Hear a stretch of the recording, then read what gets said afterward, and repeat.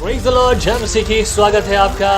आज भी सुनेंगे तो पता चलेगा। उनको पूरी बात समझना जरूरी है। ये काम उसको करना चाहिए। बनाते हैं, बताते हैं, किसी पर भी दोष नहीं। लेकिन परमेश्वर की आशीष सेवा को और बेहतर बना। कभी भी चंगाई में फेल नहीं हुए। चंगाई मिलेगी किसी और के द्वारा। परमेश्वर का कितनी जल्दी आपका कर्जा एक विश्वासी के जीवन की चुनौती थे और मना भी किया चर्च जाने से। ये सारे भगवानों से बड़ा। का विजनरी रेडियो और टीवी के इस खास प्रोग्राम में let's talk today. Praise the Lord, जय मसीह की। एक और बार स्वागत है आपका विजनरी रेडियो टीवी के खास प्रोग्राम लेट्स टॉक टुडे। जी हाँ, आज एक और गवाही होगी जिसके बारे में हम बात करेंगे, मिलकर प्रभु की स्तुति करेंगे, क्योंकि ये गवाही सिर्फ और सिर्फ परमेश्वर की बुलाहट और उसके प्यार के द्वारा उत्पन्न हुई है। स्वागत है आपका। तो आइए आपकी मैं मुलाकात कराता हूँ। हमारे बीच में है ब्रदर जितेंद्र सिंह सिसोदिया। बहुत बहुत शुक्रिया हमारे बीच में आने के लिए, और मैं आभारी हूँ परमेश्वर का कि आज वो गवाही जो परमेश्वर ने आपके जीवन में रखी है, हमारे सुनने वाले श्रोतागण सुनेंगे और प्रभु की स्तुति करेंगे। का खुशी है बिल्कुल आप आए। भाई जितेंद्र जो हैं वो जोधपुर से है, और जोधपुर हमारे यहाँ से बहुत ज़्यादा दूर नहीं है, लेकिन फिर भी ऑलमोस्ट जो है 8 to 9 आवर्स लगते हैं, और बहुत ही अच्छा शहर है, और लोगों को जोधपुर की बहुत सारी बातें हैं, विशेषताएं हैं। मैं अपने मुंह से क्या कहूँगा, आपसे सुनेंगे क्योंकि आप जोधपुर के हैं। प्रेज़ द लॉर्ड, स्वागत है आपका जी। आप सबको जय मसीह की। परमेश्वर के महान कार्य के संबंध में जो परमेश्वर ने मेरे जीवन में किया, उसकी मैं गवाही देना चाहता हूँ। परमेश्वर का महान सबसे बड़ा कार्य है कि आज तक अगर मैं जीवित हूँ तो प्रभु के कार्य के द्वारा हूँ, और उसके साथ में परमेश्वर के साथ मेरा आत्मा का अनंत जीवन का रिश्ता बना। मेरी शारीरिक जो समस्या थी, पेट की बहुत बड़ी, जिससे मुझे लाइलाज बीमारी हो गई थी एक तरह से, उसमें मैंने चंगाई पाया। ये कैसी बीमारी थी, क्या होता था आपको इसमें? पेट में मतलब जो तनाव, टेंशन जो मेरी स्थिति थी, उसके कारण मतलब इनमें हाजमे के बारे में, लूज मोशन होना, बहुत सारी ऐसी तकलीफें उसमें शुरू हो गई थी। मतलब ऐसा चांस हो गया था कि बचने का भी कुछ उम्मीद नहीं था। बहुत सारा होम्योपैथिक, एलोपैथिक, आयुर्वेदिक सब इलाज करा के मैंने देखा, लेकिन कहीं संभावना नहीं थी ठीक होने की। लेकिन परमेश्वर के द्वारा मेरे जीवन में कार्य हुआ, मैंने चंगाई को पाया। और पारिवारिक भयंकर कलह था, उसमें परमेश्वर ने मेरे जीवन में एक अच्छा सुकून, शांति किया, तालमेल किया, और भौतिक तौर से भी परमेश्वर ने मेरे जीवन में काम किया। ये पारिवारिक कलह वाली बात जो है बहुत महत्वपूर्ण है। देखिए, कहते हैं ना, हमारे अपने यहाँ कहावत जो है, कहते हैं कि शरीर भला चंगा है तो सब कुछ अच्छा है। अब यहाँ पर इस बात को हम देखेंगे तो आपके शरीर की समस्या थी और पारिवारिक कलह। ये पारिवारिक कलह आदमी को तोड़ देते हैं। यही सब चीज़ों में मनुष्य चाहता है कि उसे शांति मिले। आपको कैसे प्रभु ने शांति इसके लिए दी, और किस तरह की समस्याएं का सामना आप कर रहे थे? पारिवारिक कलह में मैं और उस बात को जोड़ सकता हूँ कि मैं उस कारण से मेंटली डिस्टर्ब भी हो गया था। और पारिवारिक कलह के कारण मैं बहुत सारा नशा करने लगा। नशा? किस तरह का नशा? शराब वगैरह, और भी जो भी छोटे मोटे जितने भी थे, क्योंकि जो तनाव, टेंशन मेरे जीवन में रहता था, मैं रात भर मुझे नींद नहीं आता था। अगर नशे में हूँ तो ठीक हूँ, नहीं तो एक जो स्थिति थी उसी को रिपीट करता और मेंटली डिस्टर्ब की तरह रहता था। लेकिन ये सब सत्र में कार्य प्रभु यीशु मसीह के द्वारा हुआ। मैं इससे डिटेल में जानना चाहूँगा। माफ़ी चाहता हूँ कि ये बात थोड़ी सी अलग है, यदि आप चाहें तो इसका उत्तर ना दें। आप राजपूत हैं, राइट? राजस्थान का जो सेकंड बिगेस्ट जो जाति अगर कही जाती है तो वो राजपूत है। राजपूत में मेरी जानकारी में जहाँ तक मैं देखता हूँ कि हमेशा एक चीज़ रखी होती है कि शराब तो हमारा जो है पारिवारिक खान पान में शामिल है। हर एक व्यक्ति पिएगा और कोई किसी को मना नहीं करेगा। पिताजी, दादाजी सब लोग साथ में बैठकर पीते हैं, बच्चे साथ में पीते हैं, पत्नी और जो महिलाएं भी इसे सेवन को करते हैं, और उसके बावजूद ये सारी बातें हैं। मैं जानना चाहूँगा कि एक इस परिवेश में होते हुए कि किस तरह की परिस्थितियां रही और कैसे आप प्रभु में आए, ये सारी बातें जी। अगर मैं उसको आरंभ से इस बात को क्लियर करूं, आपने जो शराब के संबंध में बताया, तो राजपूतों में कुछ विशेष फंक्शन में लोग कुछ पीते हैं, हर दिन या लगातार वो नहीं था। लेकिन मेरा जो पारिवारिक कलह के कारण मैं लगातार नशे में रहता था। पारिवारिक कलह के कारण? हाँ, ओके। मतलब वो राजपूत के हिसाब से पीना वो पॉइंट मेरे जीवन में नहीं था। ओके, पर ये ऐसा सिर्फ होता है? ऐसा होता है? हाँ, होता है, लेकिन सब में नहीं होता, बहुत सब कम में, ओके। स्थिति में होता है। ओके, मैं आराम से इस बात को अगर करता हूँ, यस प्लीज। तो मैं छोटी उम्र से 14-15 साल की उम्र से ईश्वरीय भक्ति, ईश्वरीय लगाव में रहा। एक राजपूत परिवार में होने के नाते जितना जानकारी मिलता था, मतलब जहाँ भी ये पूजा करना, ये उपवास करना, ये मंत्रोच्चारण करना, गीता, रामायण, मतलब जैसे छोटी उम्र से मैंने जो आरंभ किया, कई साल में बढ़ते बढ़ते बहुत सारे चीज़ों में बहुत ही समर्पित और कट्टर हो गया। मतलब इतना समर्पित हो गया कि जब तक मैं 2-2.5 घंटा ये नहीं करता, खाना भी नहीं खाता था। मतलब एक उम्मीद था कि कुछ होगा। कई बार इस बातों में मैं जो सोच विचार करता कि इतना समय में ये पूजा पाठ भक्ति करता हूँ, उसका परिणाम क्या है। तो कुछ चीज़ों में लगा कि गायत्री मंत्र वगैरह इससे मोक्ष मिलेगा, लेकिन कब मिलेगा, कितना समय, कितना साल लगेगा, ये क्लियर नहीं था। लेकिन मेरे समर्पण भावना से मैं लगा रहा। यहाँ तक स्थिति कई बार ये होता था कि रात को उठ के भी मैं कई घंटे तक पूजा करता था। ओके। मतलब उसमें पीछे उद्देश्य ये था, जो ईश्वरीय पावर है, ईश्वरीय जीवन है, उसको प्राप्त करना है। लेकिन ये सब कुछ करते हुए भी सबसे बड़ी जो समस्या मेरे जीवन में उस समय थी, ये थी कि मन शुद्ध नहीं था।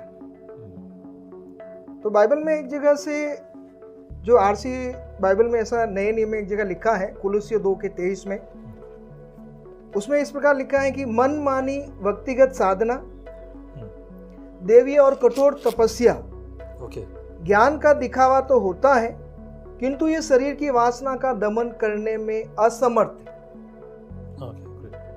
मतलब ये जो शब्द उसमें यूज किया है, कितना भी बाहरी तौर से तपस्या करो, साधना करो, कितना भी उस संबंध में ज्ञान रखो, लेकिन जो मनुष्य के अंदर सबसे मुख्य समस्या है, ये भीतरी वासना खत्म नहीं होती। बिल्कुल सही। भीतरी वासना मनुष्य को कहीं और ले जाती है। बिल्कुल ठीक। और इस संबंध में बहुत सारे साधु संतों के, बहुत सारे किसी भी धर्म में देखें, अगर उनका मन शुद्ध नहीं हुआ, नया जीवन नहीं पाया, उनमें बड़े बड़े लोगों में ये समस्या रहती है। बिल्कुल ठीक। और आपने कैसे और कब यीशु को जाना? ये स्थिति जब मेरी थी, और एक मोड़ आया जो शादी के बाद यीशु को जानने का मुझे मौका मिला। शादी के बाद? हाँ। कितने साल पहले? कम से कम 22 साल से पहले की बात है। अच्छा, ओके। लेकिन ये जब सारी भक्ति, बाहर से लोग मुझे देखते थे ना, तो बोलते थे ये तो संत आदमी है। ओके। लेकिन मेरी भीतरी स्थिति ये थी, बोलते हुए भी शर्म आता है कि चाहे रिश्ते में भी कोई है तो बुरा सोचना, बुरा कोशिश करना।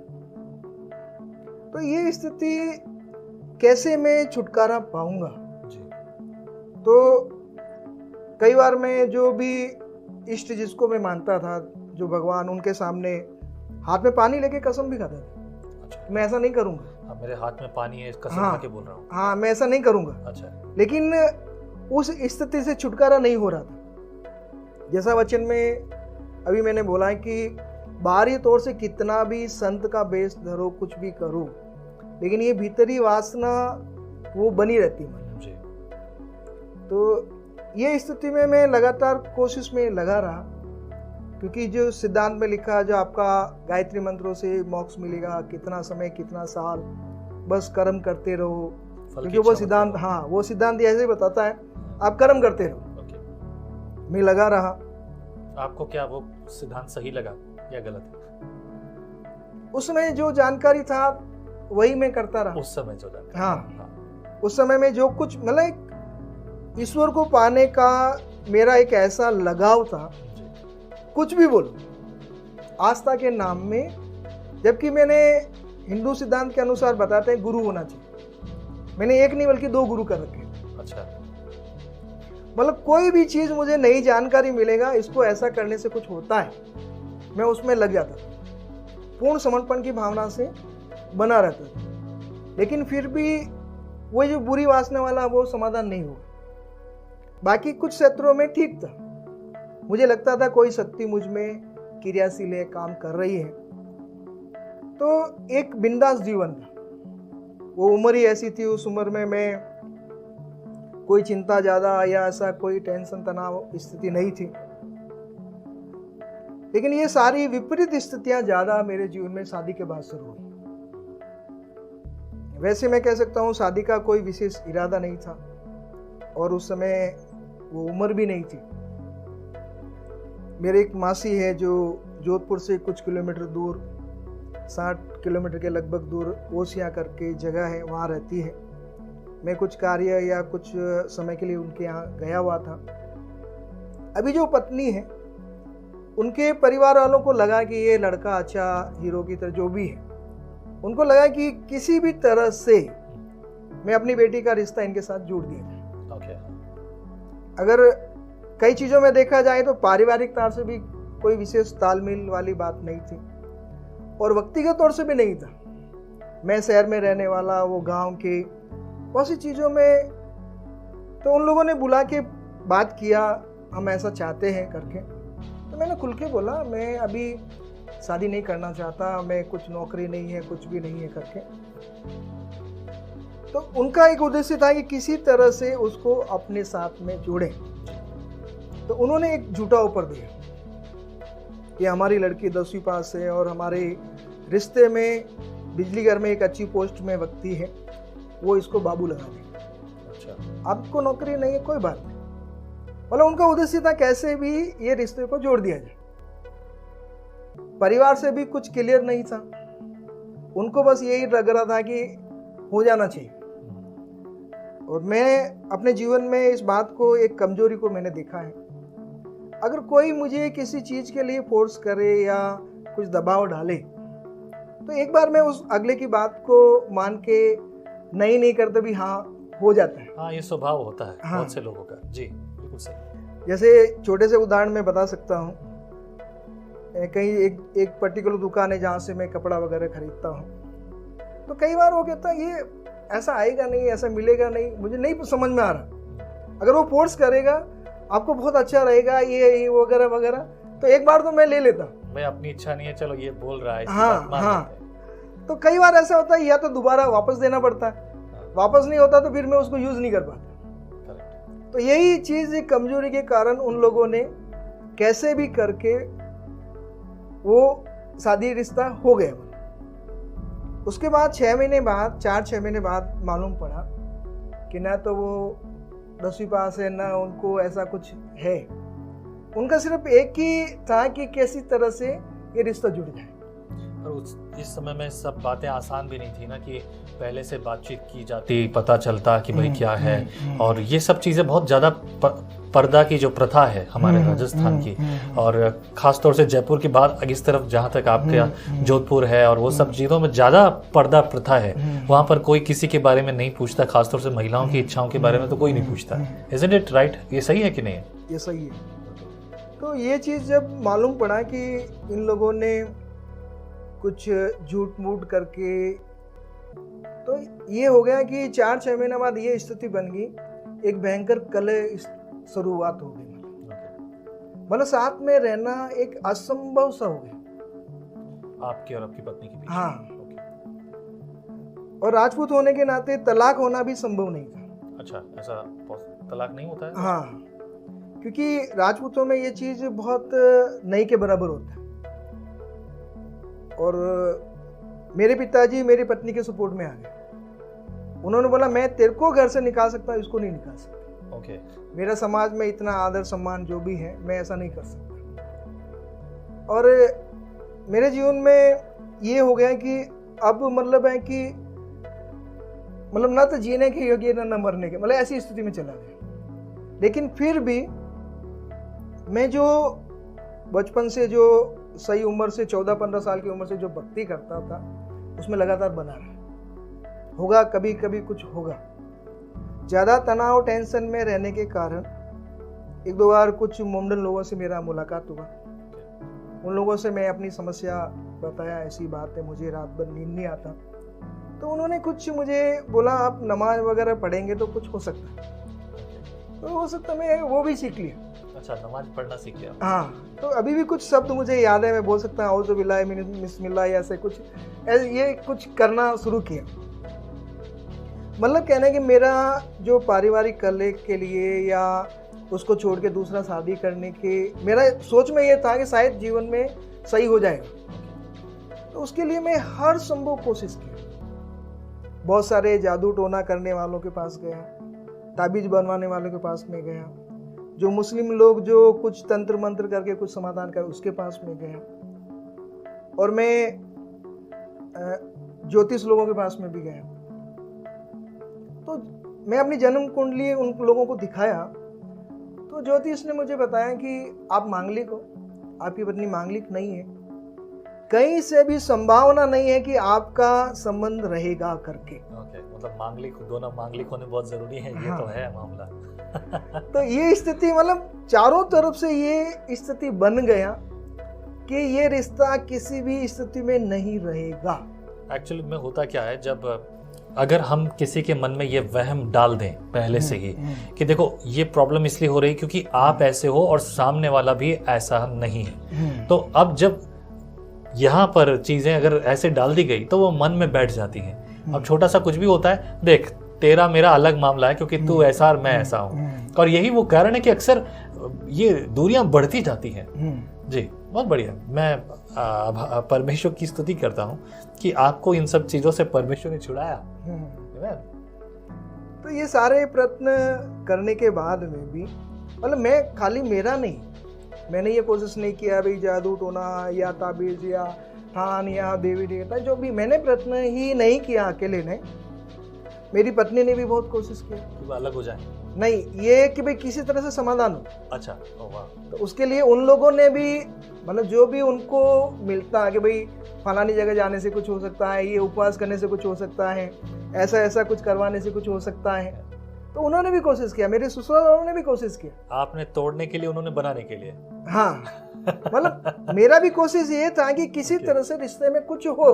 अच्छा, कुछ या अच्छा तो छुटकारा हो जाए या भी तालमेल हो जाए। या तालमेल, ओके, बहुत बढ़िया। लेकिन इसमें जितना मैं गया, ज्योतिषों से मिला या जो भी हुआ, इन लोगों ने सब कुछ बोला कहीं भी कोई चांस नहीं हो सकता। तो उस स्थिति में मेरे विचार में ये आता था कि मैं ऐसा करूं, दूसरा शादी करूं, शायद जीवन में सुख हो या मुझे अच्छा हो जाए। ये मेरी समझ में था कि अगर ऐसा कुछ होता है तो शायद हो सकता है मेरे जीवन में अच्छा हो। तो उसके लिए मैं हर संभव कोशिश की। मुझे ये था कि मैं राजपूत हूँ या नहीं, मुझे कोई मतलब नहीं, कोई भी होना चाहिए। बस एक था कि शायद ऐसा करने से कुछ सही हो सकता है। तो उस कारण से मैं कई जगह पे कई लोगों में अपना कोशिश करने लगा। फिर बाद में मैंने ऐसे सुन रखा था कि ईसाई लोग शादी करवाते हैं, पैसा देते हैं करके। ओह, अच्छा। हाँ, ये सुन रखा था। तो उस उद्देश्य की जुगाड़ में रहा कि कहाँ मुझे इस तरह से कोई मिलेगा। अच्छा, तो शादी हो जाए, हाँ, इसलिए आप मसीह के लोगों को, हाँ, उसके बीच में जाने का मौका मिला। अच्छा। तो एक चर्च में मैं गया। पहले मैं इलेक्ट्रीशियन का काम करता, उनके यहाँ पे मैंने कुछ कूलर का काम वगैरह जो भी किया। मैं उनको बोला मेरी ये समस्या है और आप मुझे शादी करवा, आपका ये धर्म शादी करवाता है वगैरह। तो वो पादी साहब सिंपल थे, आत्मिक थे। उन्होंने बोला नहीं नहीं, हम तो नहीं करवाते, बाइबल दे दिया, ये पढ़ो, आपका समाधान होगा। तो मैं घर ले जाके रख दिया। मैंने कहा कोई वो नहीं। फिर कोई मेन लाइन चर्च का एक लड़का मुझे मिला, वो भी उसी पीने वाला और ऐसा जीवन उसका था। उसका भी 1-2 तलाक हो रखा था और तीसरे की तलाश में। अच्छा, 1-2। हाँ, इंटरेस्टिंग। तो मैं उसको जाके मिला, उसको शराब पिलाता, उससे दोस्ती किया, गहराई में गया। तो तो उसने मेरे को बोला थोड़ा खर्चा पानी करना पड़ेगा, अच्छा। तो जुगाड़ हो सकता है। अच्छा। तो मुझे जोधपुर के बड़े चर्च में वहाँ का जो चौकीदार है उससे दोस्ती कराया। उसके परिवार में कुछ था मतलब एक दो, तो बोला इनके साथ आप रहो, खर्चा करो, जो भी है उनको कभी पिक्चर दिखाना, ऐसा कुछ करता रहा। तो ऐसा लगा कुछ होगा मतलब। लेकिन वहाँ जाने के बाद मेरे दिमाग में ये आया कि मैं हिंदू सिद्धांत के अनुसार खूब किया, कोई चीज़ को नहीं छोड़ा। सही। कैसा भी करो मैं करने के लिए समर्पित था। और मोमडन लोगों के साथ रहा, वो बोला नमाज पढ़ने से कुछ होता, वो भी मैंने ट्राई किया। ठीक है। मैं जैनियों के बीच में रहा, उनका भी अनुसार जो कुछ भी करना, अहिंसावादी हो गया, प्याज लहसुन खाना बंद कर दिया उनके साथ रहते हुए। अच्छा, जैनियों के साथ भी? वाह। हाँ। अच्छा। मैं आर्य समाज के लोगों के साथ रहा, उनसे भी कुछ हो सकता है, वो भी मैंने किया। एवरीवेयर। हाँ, मतलब जहाँ मुझे मौका मिलता ना, कुछ हो सकता है, कुछ ईश्वरीय प्राप्ति के लिए, कोई समाधान के लिए, हर को संभव कोशिश की। तो वो गया तो गलत उद्देश्य से चर्च किया। फिर मैंने सोचा चलो इनका ईश्वर क्या कर सकता है, अच्छा। इसका थोड़ा जानकारी लेना चाहिए। तो मैं एक दिन चर्च में जाके बैठ गया, पीछे बेंच में जाके बैठ गया। तो वहाँ कुछ मीटिंग वगैरह प्रचार चल रहा था। वो लोग बोले परमेश्वर एक है, वो सर्वोपरि है, वो सब कुछ कर सकते हैं। तो वो शब्द जब मैंने सुना, वही चीज मैं गीता में लगातार कई बार पढ़ता था।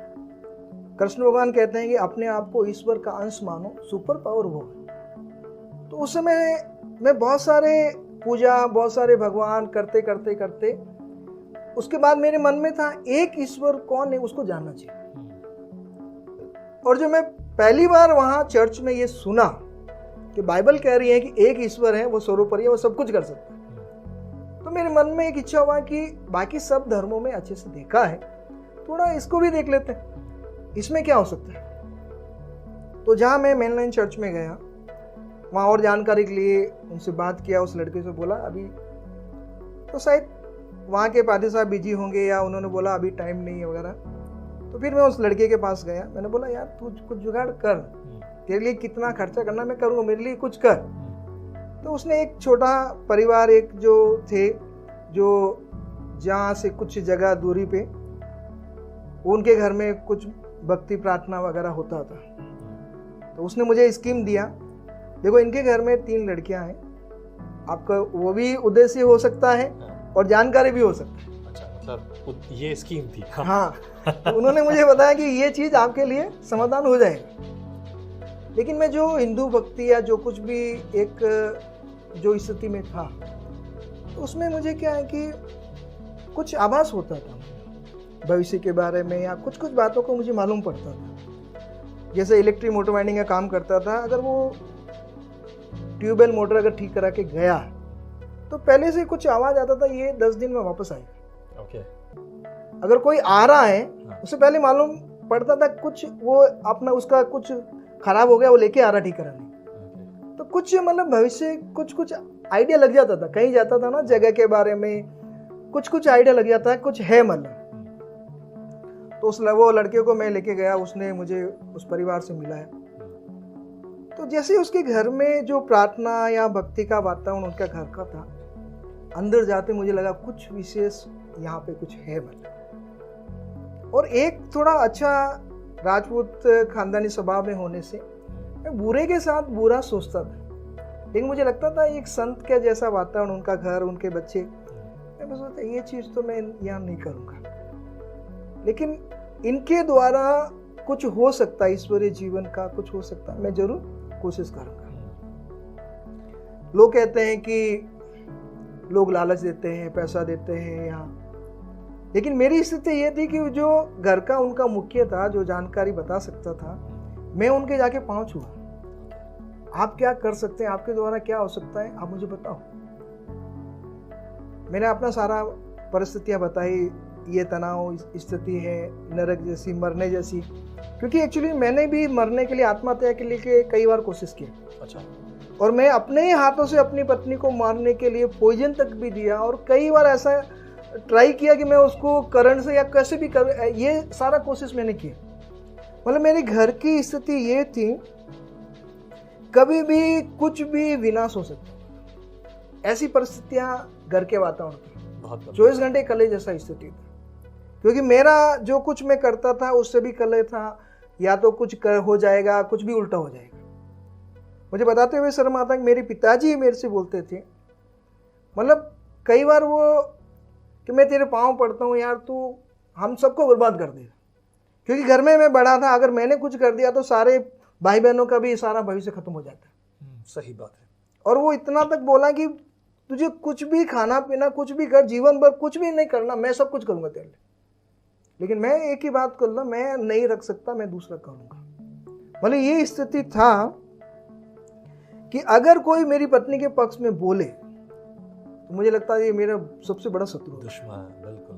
और मैं अपने पिताजी को भी एक शत्रु की तरह, कोई भी बोले, भाई अगर कोई बोलेगा तो मुझे लगता है ये मेरे सपोर्ट में नहीं। लेकिन जब जहाँ के बारे में जानकारी के लिए जब मैं गया, उनके घर में जब मैं जैसे प्रवेश किया, मैंने लगा कुछ पक्का यहाँ कुछ है करके। तो जो कुछ उनको बताया, उन्होंने बोला प्रभु यीशु मसीह के द्वारा आपके पाप क्षमा होंगे, आपको ईश्वरीय जीवन मिलेगा, सब क्षेत्र में आपके लिए समाधान होगा। मैं उनके बीच में वाद विवाद किया, आपका प्रभु यीशु मसीह क्या कुछ सबसे विशेष है क्या?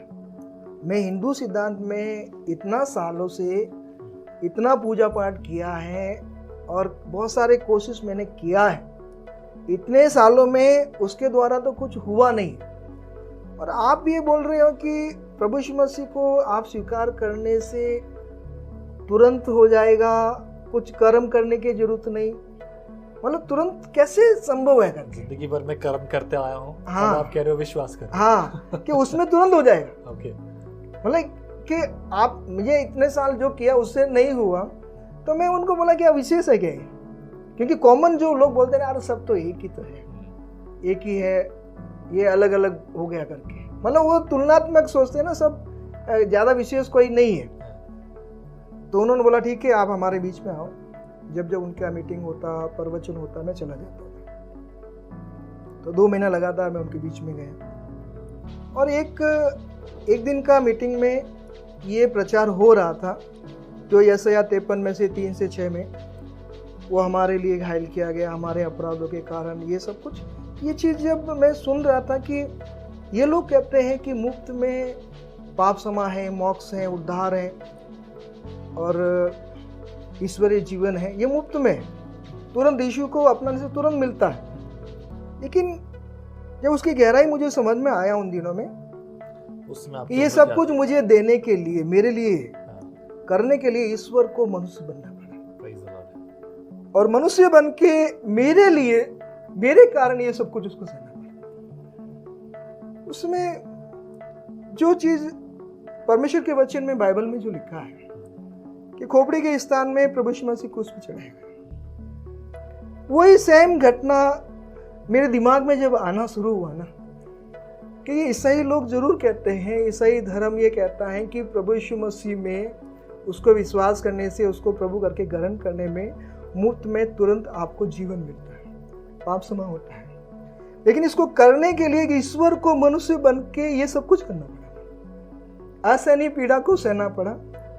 तो बाइबल बताती है कि जहां प्रभु यीशु मसीह का क्रूस पे बलिदान खोपड़ी के स्थान में हो रहा था, चट्टानें तड़क गई, पृथ्वी डोल उठी, सेम मैं अंदर से टूट सा गया, मतलब वह सेम स्थिति को मैं अनुभव करने लगा। तो मेरा इच्छा और मैं चिल्ला के रो माला कि ऐसा ईश्वर मैंने सुना नहीं, मैंने देखा नहीं, जो मेरे पाप निवारण के लिए, मुझे ईश्वरीय जीवन देने के लिए अपने आप को मनुष्य रूप में आके अपने आप को बलिदान करे।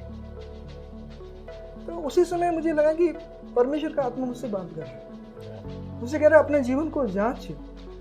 मैं बोला मेरे जीवन का एक पाप भी न्याय करोगे, मैं तो नरक के योग्य। दुनिया मेरे को संत बोलती है, भक्त बोलती है, क्योंकि समय समय में पूजा पाठ सुबह उठते ही करना, लोग बोलते हैं अरे ये तो संत है। मतलब अगर मैं शराब पी के भी उल्टी कर रहा हूँ तो ये बोला अरे इनको क्यों उल्टी कर रहा है, मतलब उनको लगता है कि ये संत आदमी ऐसा कर नहीं सकता। और जैसे ही मैंने बोला परमेश्वर मेरे जीवन का एक भी पाप का न्याय करो, मैं तो नरक के योग्य। मैं तो बोला ये क्रूस पे जो काम है ना, ये तेरे उद्धार का। आमेन, आमेन।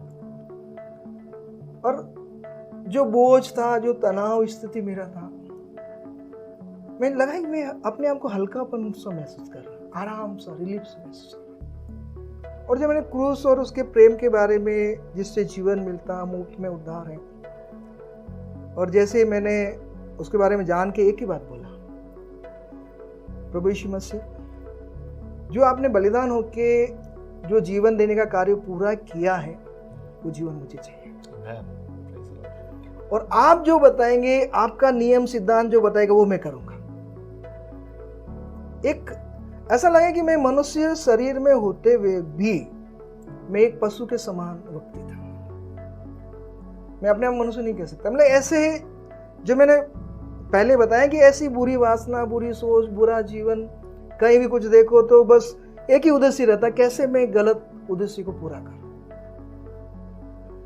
और जैसे मैंने उसको स्वीकार किया, प्रभु को अपने जीवन में लिया, मैंने बाइबल उठाया, और जब भी जो भी मैं सुनता, सीखता, उसको करने लगा। जहाँ मैं काम करता था, इलेक्ट्रिक दुकान पे, बहुत सारी चोरियाँ करता था। तो बाइबल में इसके बारे में जानकारी मिला, चोरी करना गलत था। मैंने कुछ सामान बचा हुआ पैकेट बनाया और दुकानदार को दिया, जो किया वो हो गया, अब मैं नहीं करूँगा, आपको जो अच्छा लगे करो।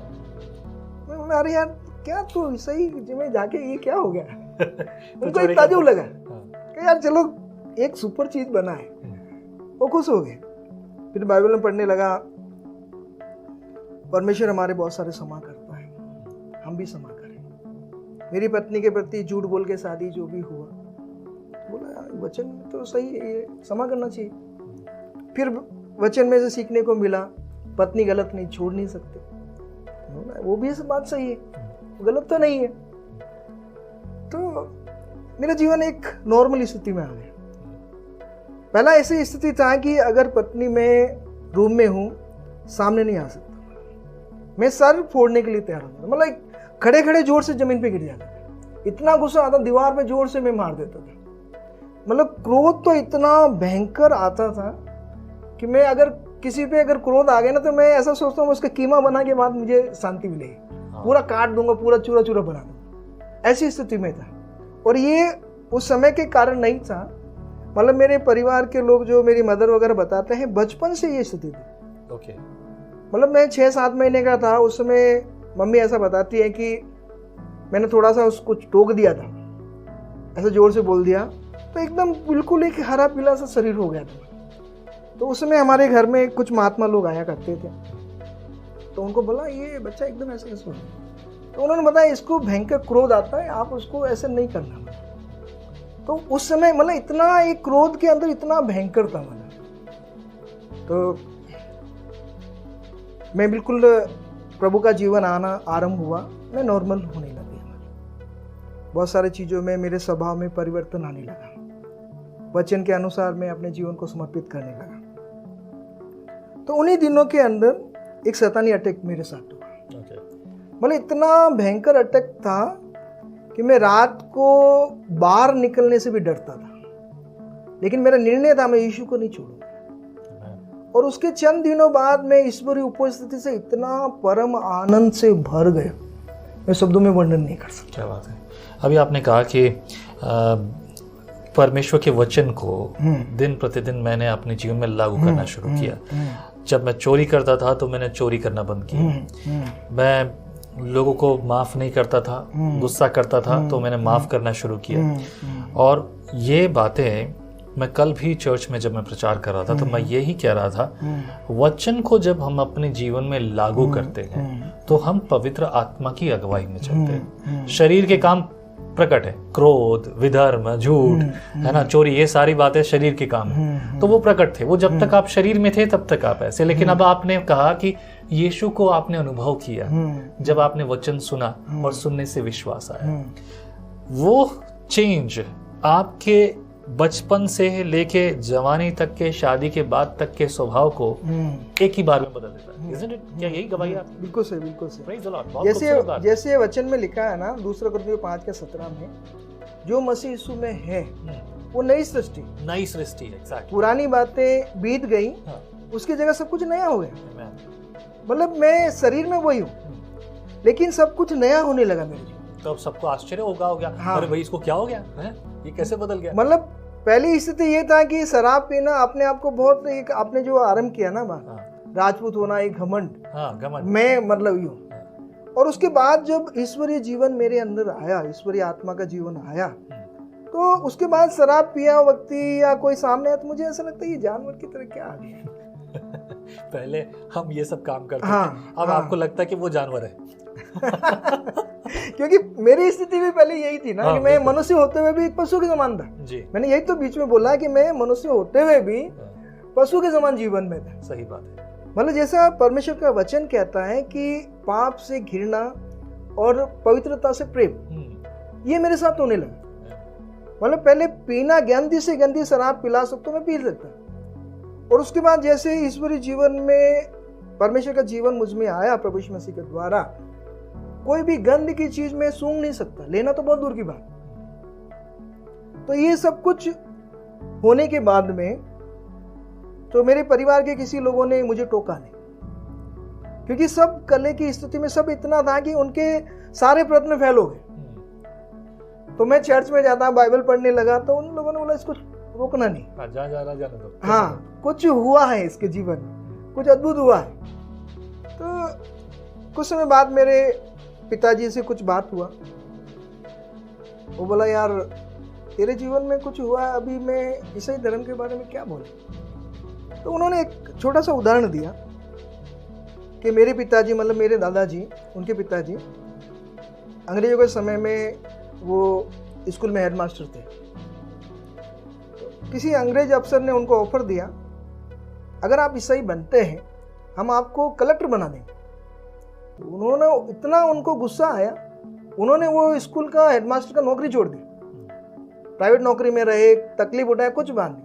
वो बोला मैं ऐसे खानदान से, कट्टर खानदान से हूँ, मेरा बस चलता तो मैं तुझे गोली मार देता, लेकिन तेरे जीवन में जो ईश्वरीय कार्य हुआ है उसको, उसके विरुद्ध में हम खड़े नहीं रह सकते।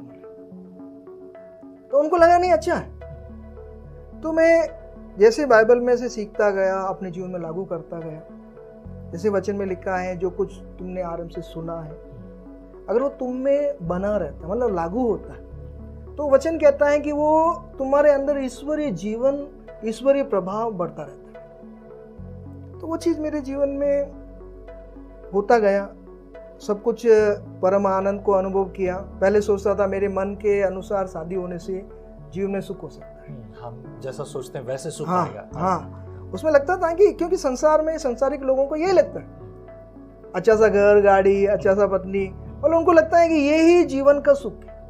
इसके चक्कर में बहुत कुछ लोग खर्च करते हैं, बर्बाद होते, बहुत कुछ है बात। यही बात है, लोगों के जीवन और परिवार इसलिए बर्बाद होते हैं, उनको लगता है अच्छा सुंदर घर परिवार, अच्छे बच्चे, अच्छी सुंदर पत्नी, अच्छा पैसा, और हाथ में गाड़ी की चाबी, वो भी कार की चाबी, है ना, और घर हो, बस यही सब कुछ है। ऐसा ही लोग सोचते हैं। पर एग्जैक्टली आज आपकी गवाही से वो लोग भी सीख जाएंगे कि ये सब सही नहीं है। तो जब मैं परमेश्वर के पवित्र आत्मा का उपस्थिति को अपने जीवन में, जो परम आनंद, क्योंकि परमेश्वर का वचन कहता है कि परमेश्वर की निकटता एक परम आनंद की भरपूरी, मतलब ऐसा आनंद जो शब्दों में पूरा आप वर्णन भी नहीं कर, बहुत एक विशाल आनंद कह सकते हैं। जब मैं विचार किया कि मैं सोचता था अगर मैं, मेरे मन के अनुसार शादी होने से कुछ हो सकता है, फिर जब परमेश्वर की उपस्थिति और जीवन का जो परम आनंद का अनुभव हुआ, एक सुकून शांति का अनुभव हुआ, तो मैंने विचार किया जो परमेश्वर का उपस्थिति मुझे जो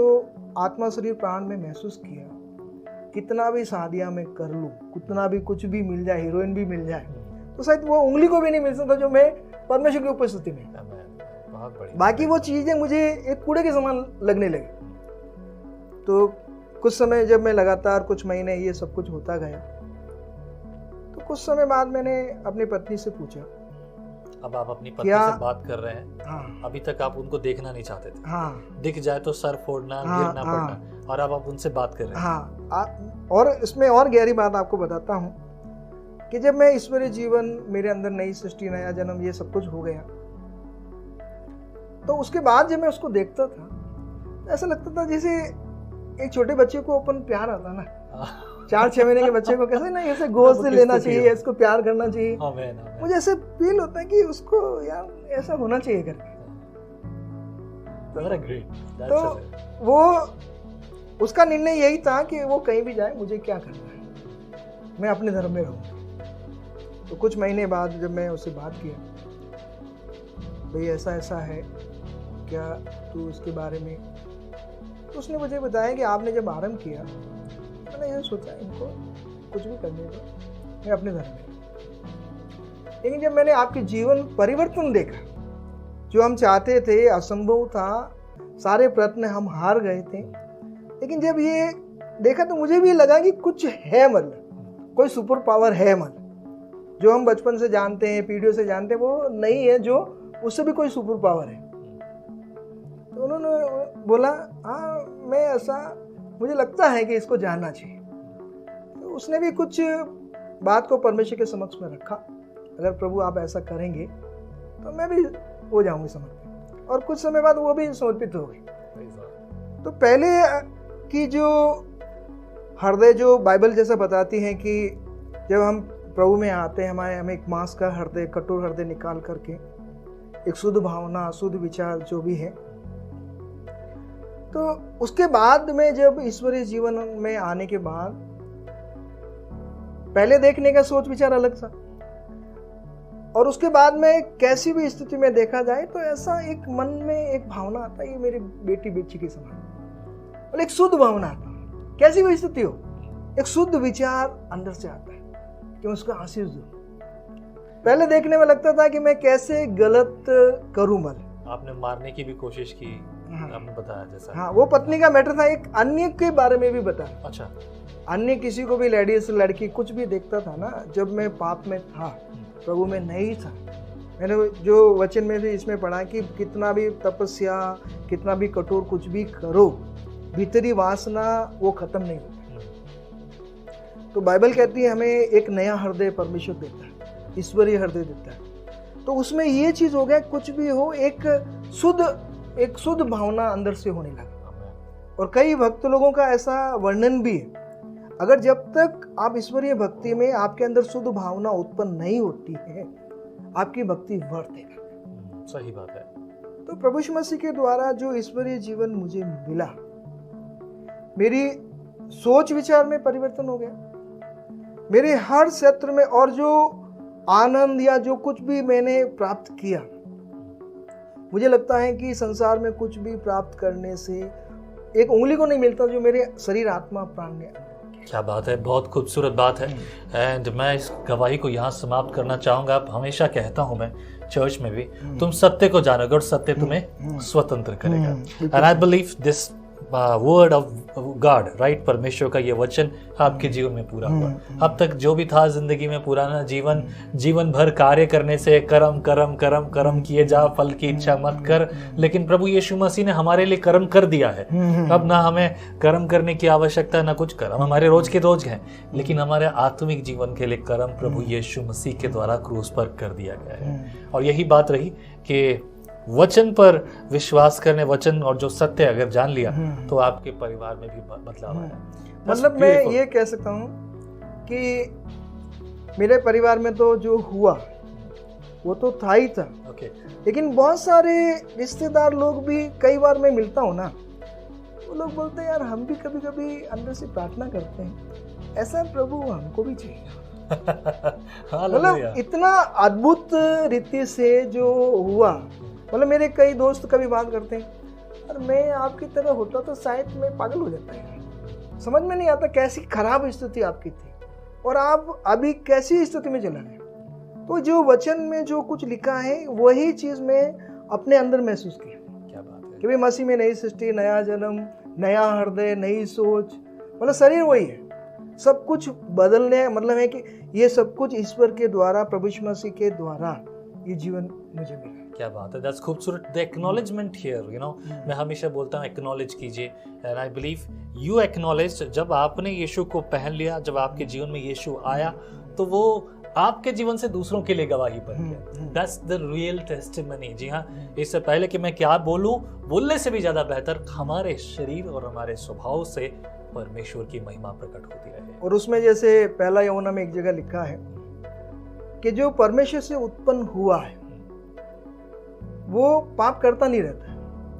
मतलब ये चीज मैं और गहराई में बता सकता हूं कि परमेश्वर से अगर कोई जन्मा है या उत्पन्न हुआ है, ये चीज साधारण नहीं हो सकता। बिल्कुल ठीक है।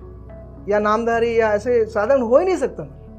क्योंकि पेड़ों के काम में अगर हम पढ़ेंगे, जब ईश्वर परमेश्वर के द्वारा, पवित्र आत्मा के द्वारा जो काम हुआ, वो लोग सबसे अलग विशेष लोग थे। तो ये चीज मैं मानता हूं कि परमेश्वर अगर उत्पन्न करेगा तो साधारण तो हो ही नहीं सकता। वो व्यक्ति बिल्कुल वास्तव में नई सृष्टि होगा, सब कुछ नया हो जाएगा, पुराना जो जीवन है वो सब कुछ खत्म हो जाएगा। तो मैं ये कह सकता हूँ अंत में, ये सारा कार्य प्रभु यीशु मसीह के द्वारा परमेश्वर के अनुग्रह में मेरे जीवन में होगा। आमीन। तो मैं सारा आदर महिमा सम्मान मैं परमेश्वर को देता हूँ। क्या बात है, बहुत खूबसूरत।